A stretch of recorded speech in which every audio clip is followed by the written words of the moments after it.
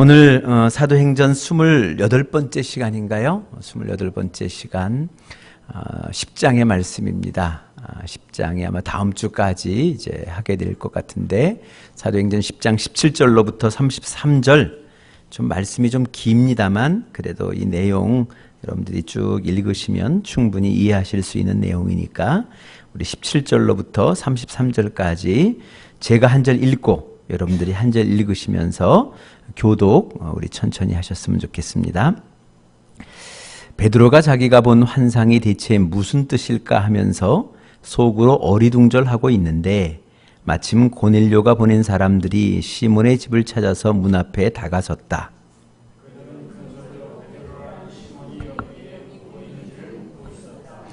베드로가 그 환상을 곰곰이 생각하고 있는데 성령께서 말씀하셨다. 보아라, 세 사람이 너를 찾고 있다.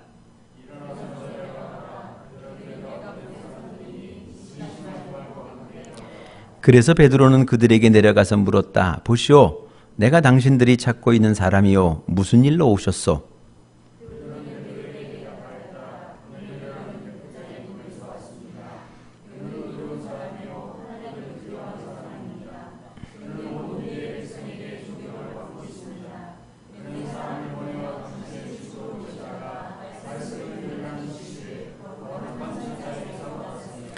베드로는 그들을 불러들여서 묻게 하였다. 이튿날 베드로는 일어나서 그들과 함께 떠났는데 요바에 있는 신도 몇 사람도 그와 함께 갔다.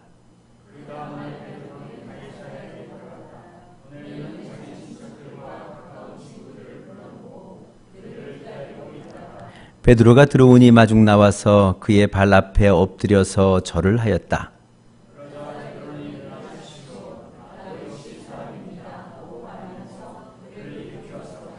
그리고 베드로는 고넬료와 말하면서 집 안으로 들어가서 많은 사람이 모여 있는 것을 보고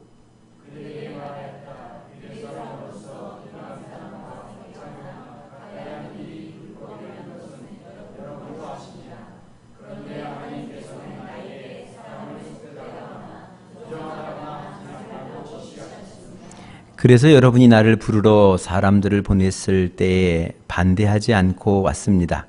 그런데 묻고 싶은 것이 있습니다. 무슨 일로 나를 오라고 하셨습니까?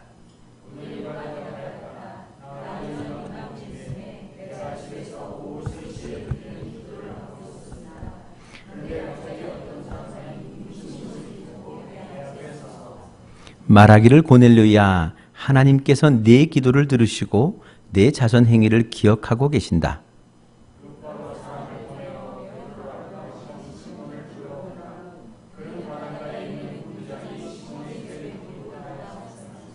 같이 읽겠습니다. 그래서 나는 곧 당신에게 사람을 보냈던 것입니다. 그런데 이렇게 와주시니 고맙습니다. 지금 우리는 주님께서 당신에게 지시하신 모든 말씀을 들으려고 다 같이 하나님 앞에 모였습니다. 아멘. 아멘. 우리 사도행전 10장 우리 세 번째 시간을 우리가 같이 맞이하게 됩니다. 사도행전 10장은 이방인을 위한 오순절, 이방인을 향한 오순절이라고 이 별명을 지을 수 있다라는 말씀을 드렸습니다. 우리가 보신 것처럼 이 복음이 좀 순조롭게 아무 일 없이 그렇게 전해졌으면 참 좋으련만 그렇지를 못했다는 것 이미 보았습니다. 마가의 다락방에서 이미 하나님의 성령이 사람들에게 임재하였습니다. 수많은 사람들에게 임재하였고 또 저들이 그 성령의 감동함이 어떤 것인지 또 성령의 능력이 무엇인지를 저들이 충분히 경험을 했습니다. 그쯤 되어지면 이제 주께서 하셨던 말씀, 너희에게 성령이 임하시면 온 유대와 사마리아와 땅끝까지 이르러 내 증인이 되리라 라는 이 말씀을 저들이 기억했어야 됐는데, 그리고 저들이 그 말씀대로 순종했어야 됐는데 저들은 그것을 다 기억하지도 못하고 다 잊어버렸다는 겁니다. 그래, 이제 그 하나님의 성령께서 저들을 흩으십니다. 예루살렘에 큰 박해를 주어서 저들을 흩으셔서 결국은 우리에게 주어진 하늘의 그 소명을 감당할 수 있도록 우리를 만들어 가십니다. 만들어 가시면서 이 역사들이 오늘 있어지게 된다라는 겁니다. 그래 우리가 지난 시간에 잠깐 같이 말씀을 좀 나눴습니다만 우리가 좀 생각했으면 좋겠습니다. 적어도 우리가 이 수요일 날 3일 저녁 이 모임에 나올 정도의 신앙이라면, 믿음이라면 이제 우리가 그냥 그저 감상에 젖어서 당신은 사랑받기 위해 태어난 사람입니다 라는 그 찬송을 들어가면서 또 불러가면서 깊은 감동에 빠져서 있을 것만 있어서는 아니 된다라는 겁니다. 그것은 어찌 보면 그냥 어린아이, 신앙의 초보자, 아주 갓난아기에나 맞는 찬양이고, 모름지기 그래도 믿음이 있다, 신앙이 있다, 내가 하나님의 소명을 받은 하나님의 사람이다 라는 그 마음이 있다면 우리는 사랑받기 위하여 태어난 것으로 멈춰서는 아니 됩니다. 우리가 태어난 이유는 사랑하기 위해서 태어난 겁니다. 누군가 사랑을 받아야 할 사람이 있기 때문에 그에게 그 사랑을 주기 위해서, 그를 사랑하기 위해서 우리가 태어났고 또 부르심을 받았고 택정함을 입었고, 바로 이 대목을 우리는 늘 생각을 해야 하는 겁니다. 그래 우리가 주일날 나눴던 말씀으로 같이 생각한다면 우리가 은혜를 깨닫는 순간 우리는 이 빚진 자가 되어지는 것이고요. 또 빚진 자로서 그 빚을 갚아갈 때에 더 놀라운 은혜를 맛보게 되는 겁니다. 하나님의 더 크신 손길을, 그전까지 경험하지 못했던 큰 손길들을 이제 경험하게 되면서 더 큰 빚진 자로서의 하늘이 주시는 행복, 이 세상이 주는 것이 아닙니다. 세상이야 채권자가 훨씬 더 복되다 얘기하죠. 또 행복하다 얘기하겠습니다만 하나님의 법칙은, 하늘나라의 법칙은 아닙니다. 빚진 자, 채무자, 더 큰 채무감을 느끼며 살아가는 사람들, 또 그것을 갚으며 살아가는 사람들, 그 사람이 복되다, 행복하다. 왜? 하나님이 더 큰 은혜를 베풀어 주시니까, 더 크게 빚지도록 만들어 주시니까, 바로 그것이 이 성경의 복음이고 하나님의 나라의 원칙이고 진리라는 것을 우리는 꼭 기억을 해야 합니다. 그래 늘 우리가 생각해야 될 것은 우리 교회, 우리 소망교회는요, 적어도 생명을 구원하기 위하여 이 땅에 이 교회가 세워졌다는 것만은 잊지 않고 살아가야 됩니다.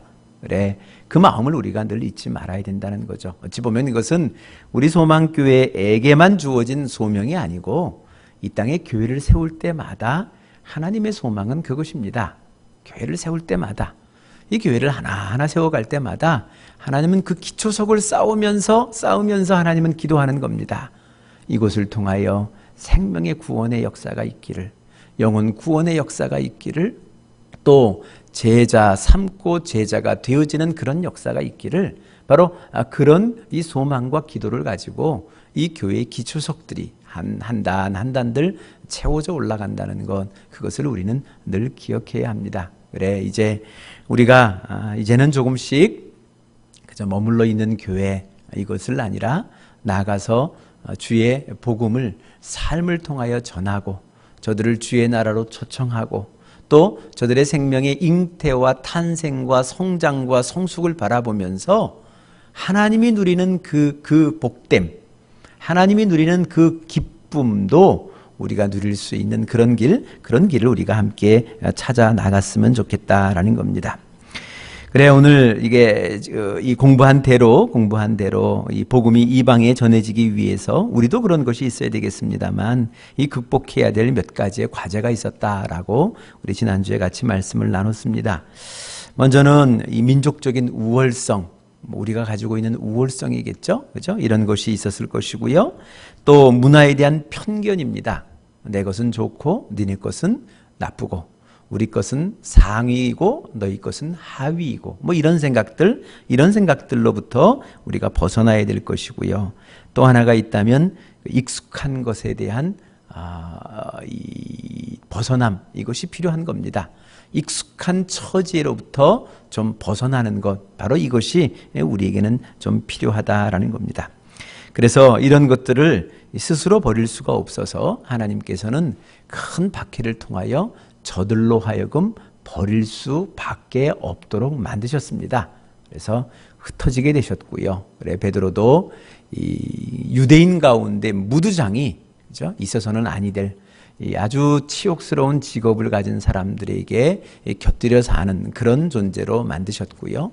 또 그 속에서 이제는 또 하나의 방법을 통해서 환상을 통해 계시를 통해서 하나님의 방법을 또 한번 이렇게 보여주시는 그런 대목을 우리가 지금 만나보고 있는 겁니다. 그래, 우리가 이미 공부하신 대로 이 고넬료에게 천사가 나타나서 말씀하셨습니다. 먼저는 베드로를 청하라라고 말씀하셨고요. 또 이 베드로에게도 하나님의 이 환상을 통해서 하나님이 계시를 해주셨습니다. 일어나 묻지 말고 먹어라. 좀 일어나서 좀 묻지 말고 먹어라. 바로 이렇게 하나님이 이런 환상을 통하여서 이 계시를 통해서 하나님의 소원을 드러내 보여준 그런 대목은 우리가 이미 같이 읽어 보았습니다. 그런데 이제 오늘부터 본문이 시작되어지는 겁니다. 이제 이 두 사람이 이러한 계시를 받고 저들이 어떻게 했는가, 이 대목이 중요합니다. 먼저는 오늘 이 베드로의 편에서 가만히 보시면요, 이게 도대체 무슨 뜻인가 어리둥절했다. 개역 성경에는 의심했다라는 표현을 합니다. 도대체 이게 무슨 의미인가, 왜 두셨는가, 이거를 먼저 그가 생각하고 있었다라는 거죠. 그렇듯 우리가 생각하는 것들이 바로 이런 겁니다. 여러분, 이 계시라고 하는 것은요, 계시라고 하는 것은 무언가 계시로서 중요한 것이 아닙니다. 어떻게 주어졌다, 이게 중요한 것이 아니고, 그게 얼마나 신비로운 방법이냐, 이것도 중요한 것이 아니고요. 그 계시가 의미하는 바가 무엇인가, 그 계시가 나로 하여금 어떠한 것을 하도록 요구하고 계시는가, 그 계시에 대한 해석이 더 중요한 겁니다. 해석이 더 중요하고 그 해석되어진 그 계시를 향해서 순종하는 것이 필요하다는 겁니다. 그래, 오늘 하나님의 계시를 받은 이 사람들의 생각에는요, 이런 일이 과거에 있었나, 역사에 있었나, 뭐 다른 사람에게도 이런 경험이 있었나, 이것이 합리적이냐 비합리적이냐 역사적이냐 따지지 않습니다. 그냥 이 계시가 나에게 의미하는 바가 무엇인가, 나더러 무엇을 하라고 요구하고 계시는가, 바로 이것을 묻고 또 듣고자 하고 또 순종하는 것, 바로 이것이 우리에게 필요하다라는 겁니다. 그런 의미에서 우리 하나님이 사용하시는 계시의 일반적인 수단 중에 하나가 이 설교입니다. 이 설교. 그래서 누군가는 이 설교학자가 설교는 곧 적용이다라고 그렇게 정의를 내리신 분도 계세요. 그러니까 설교는 선포도 있겠습니다만 설교는 듣는 자의 편에서 적용입니다. 어떻게 해야 될 것인가? 도대체 이 말씀이 나로 하여금 무엇을 요구하고 계시는가? 나로 하여금 어떻게 하기를 원하시는가? 바로 이것을 우리는 생각을 해야 된다는 겁니다. 우리는 자꾸 성경 공부하니까 너무 이 문자에 메어지기도 하고 또 책에 메어지기도 합니다만, 더 중요한 것은요, 하나님의 성령을 통하여 그 말씀이 나로 하여금 무엇을 하도록 하시는가, 이것을 듣고 순종하는 것, 바로 이것이 이게 중요합니다. 그래서 우리가 지금 성경 공부를 우리도 지금 몇 년째 하고 있지 않습니까? 그래서 뭐 이미 생명의 삶, 또 경건의 삶, 또 우리가 이 새로운 삶, 경건의 삶까지 다 마치신 분도 계시고, 또 그 중에는 이제 확신의 삶까지 마치신 분도 아마 계실 줄 압니다. 우리가 보신 것처럼 생명의 삶을 제외하고는 나머지 모든 성경 공부에는요, 그저 성경 공부만 있는 것이 아니라, 그죠? 삶의 실천이 있습니다. 적용이 있습니다. 그냥 듣고 보고 읽고 깨닫고 멈추는 것이 아니라, 듣고 보고 깨달았으면 깨달은 바를 하나라도 실천해 보는 것, 바로 이것이 중요하다는 겁니다. 그래서 이 실천, 내 삶 속에 실천이 없으면 아무 의미가 없습니다. 이 계시는 엄청난 신비로운 것으로 우리에게 주어졌다 할지라도, 놀라운 것으로 주어졌다 할지라도 아무 의미가 없습니다. 여러분들이 깜짝 놀랄 만한, 세상을 놀랄 만한 어떤 신비스러운 방법으로 하나님이 자신을 계시해 보여주셨다 할지라도 여러분들이 그 계시의 뜻을 듣고 순종하지 아니하면 아무 이게 문제가 되지를 못한다라는 것을 우리가 생각을 해야 한다라는 겁니다.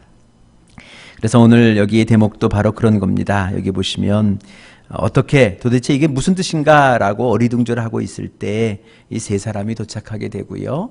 또 즉시 주어지는 하나님의 성령의 음성은 의심하지 말고 함께 가라는 겁니다. 그냥 가라는 겁니다. 그래 오늘 이 베드로가요 이 말을 듣고 그냥 갑니다. 이튿날 아침에 그를 따라서 갑니다. 어디로 가는지 뭘 하러 가는지 물은 바가 없습니다. 그냥 따라갑니다. 가라 그러니까 간다라는 거죠. 바로 이 대목입니다. 그래, 요즘 여기서 우리가 좀 생각해야 되는 부분은 바로 이런 것 같습니다. 여기 지금 이 시점 바로 이 베드로가 이 계시의 뜻을 그죠? 다 모르는 채 지금 따라가고 있다는 겁니다.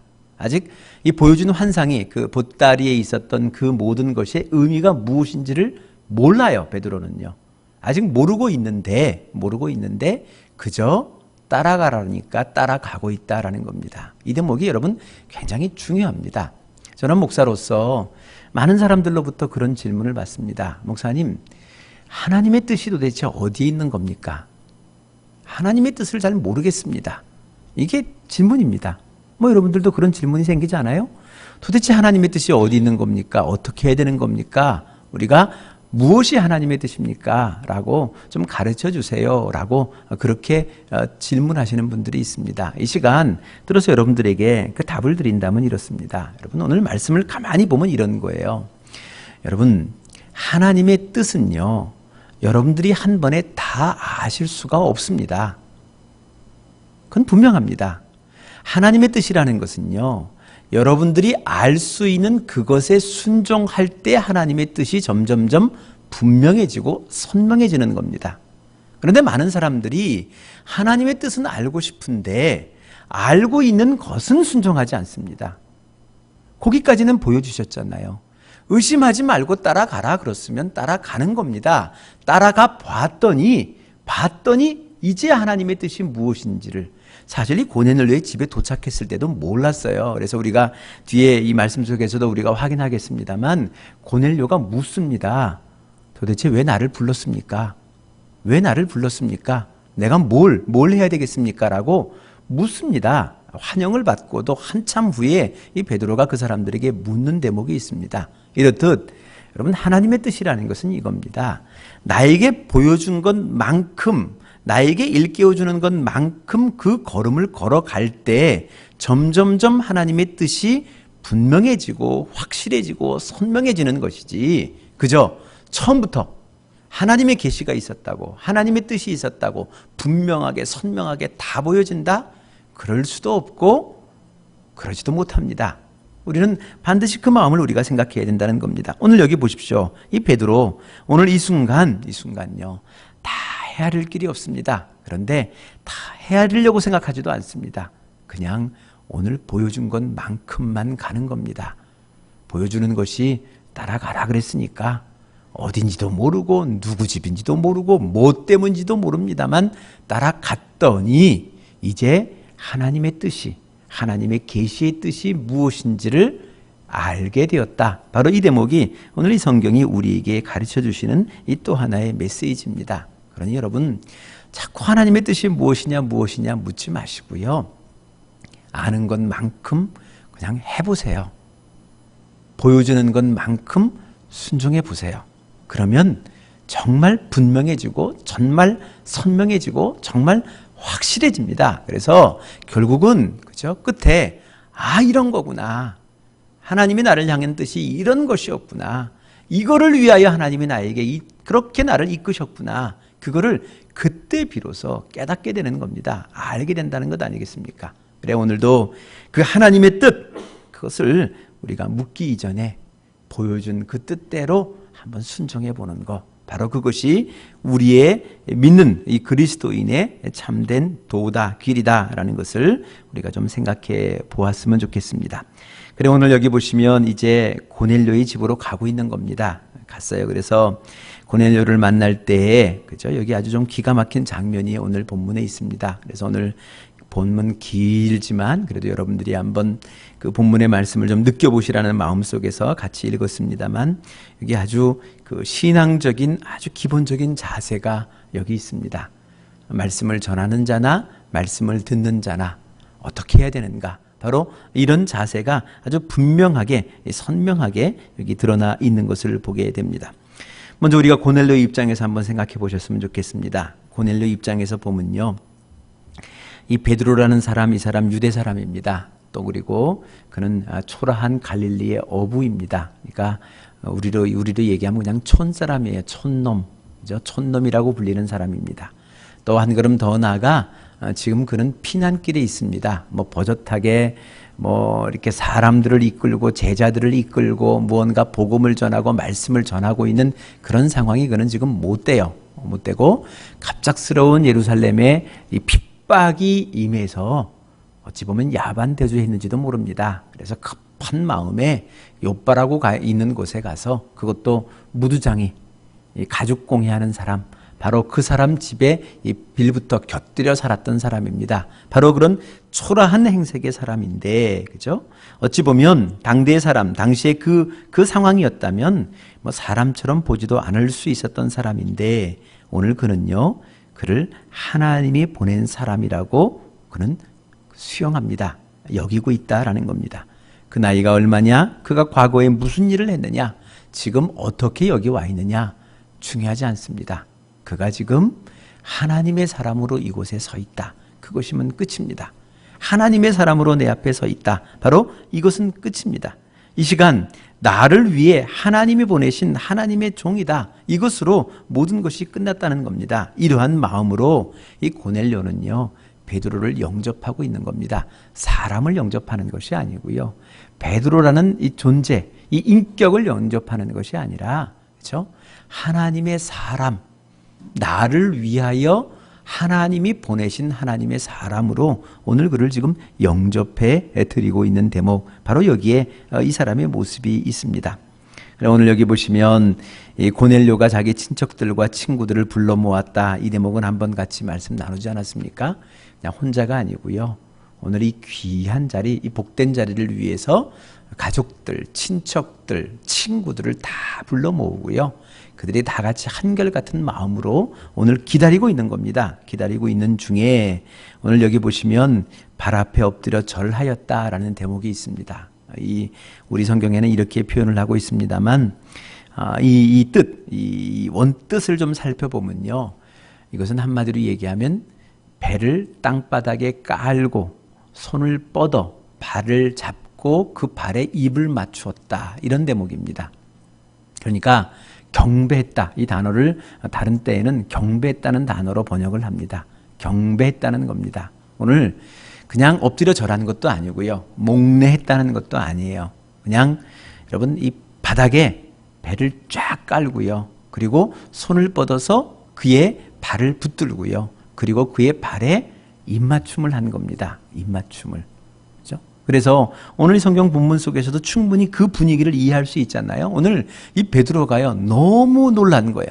너무 황당한 겁니다. 그래서 그를 붙잡아 일으키는 겁니다. 이게 웬일입니까? 내가 사람인데 이러시면 안 됩니다라고 이 베드로가 그를 그렇게 일으키는 그런 대목을 우리가 보고 있지 않습니까? 바로 이런 대목입니다. 이 대목은요, 당시에 전통 속에 어떨 때 이런 일이 있느냐 하면요, 신 앞에 사람이 경배할 때 이렇게 합니다.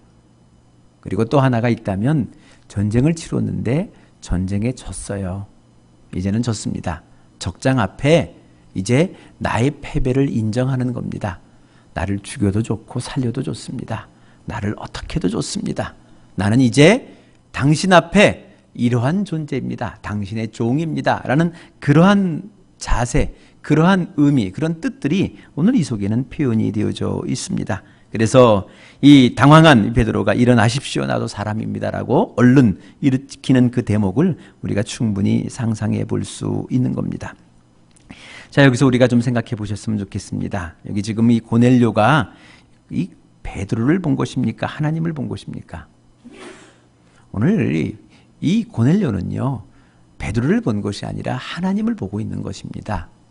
하나님을 바라봤기에, 그죠? 그 하나님을 영접하고 있는 것이지 한 인격 베드로를 영접하고 있는 것이 아닙니다. 오늘 이 대목을 우리가 분명하게 바라봐야 한다라는 겁니다.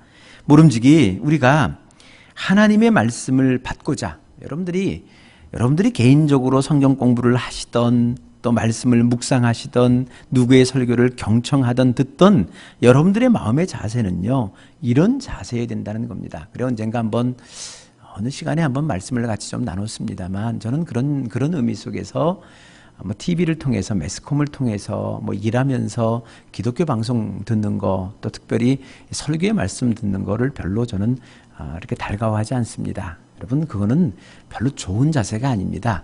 오며 가며 듣는 것, 오며 가며 들으면요, 오며 가며 내가 듣고 싶은 말씀만 듣습니다. 이거는 하나님의 말씀을 듣는 자세가 아닙니다.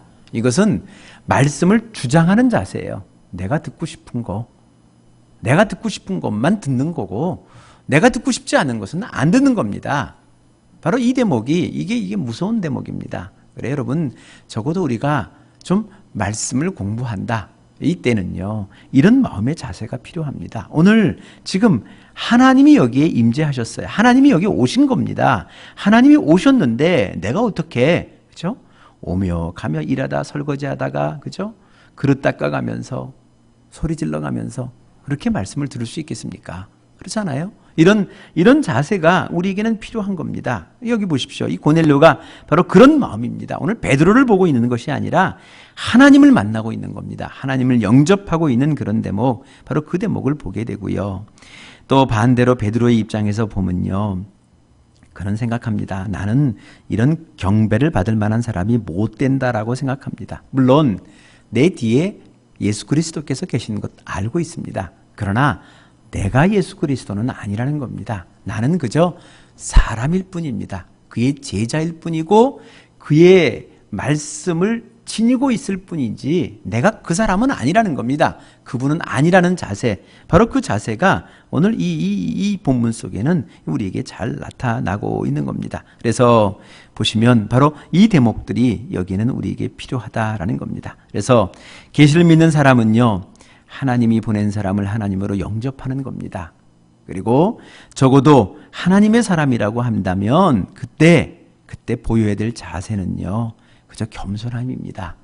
나는 그가 아니고 나는 그의 말씀을 담지한 자일 뿐입니다. 그저 말씀을 전하는 통로요 도구일 뿐 나는 그런 분이 못 됩니다. 라는 이 마음의 자세, 이 두 자세가 만났을 때 거기에 은혜가 있고요. 거기에 역사가 있고 거기에 감동이 있는 겁니다. 그래 우리가 다음 주 살펴보는 것처럼요.